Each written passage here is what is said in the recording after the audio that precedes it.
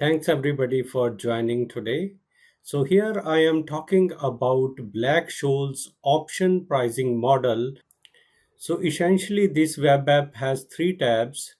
First is Black-Scholes Formula tab, where we have the actual formula, and then implementation. So we have done this web app where we have this implementation. There is a graph, there is a table, we will talk about it, and then there are applications of Black-Scholes model in the third app. So let us start. Let us start from formula and go to implementation and then of course applications. So here we see that we have been provided with this formula to calculate the call option price. So here we see that value of C, which is call option price, is equal to S naught times phi of D1 minus X times E to the power negative RT times phi of D2. So this is how the call option price is calculated using Black-Scholes model. And essentially we see that two things have to be calculated here, D1 and D2.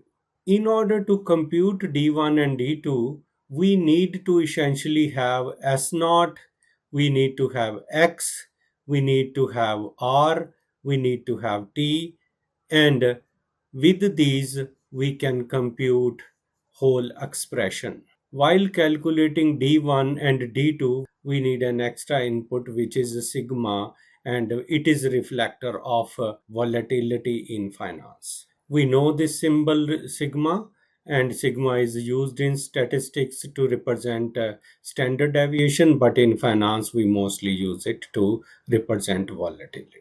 When these five inputs are provided, which the user will enter in the implementation part here, current stock price S naught, strike price X, time to expiration in number of years, which is T, and risk-free rate, which is 5% by default, but user can select from 0 to 20%, and volatility, which is represented by sigma, can go from 1% to essentially 100%. So when these five inputs are provided by the user, then these will be reflected here in the table, and then this will be used to calculate the value of C according to this formula, and then these values will be plotted here in the graph, and then definitely it shows effect of stock price on call option price. So the table below would give us values of stock price and then corresponding value of option price, right? So if the stock price is 100 according to this formula, then at these variables, at these inputs, the value of call option would be $10.45. And then this table also has value of call option prices at various stock prices.